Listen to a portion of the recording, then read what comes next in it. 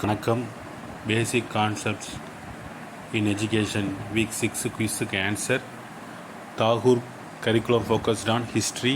John Dewey is a American philosopher. My pedagogic creed has 5 articles. Education has a close relationship with acceptance. The one of the valuable right of the people is equality. Assignment டிஸ்கிரிப்ஷனில் கொடுத்துருக்கேன், பார்த்து பிளாக்கருக்குள்ளே போய் copy paste பண்ணி submit பண்ணிக்கோங்க.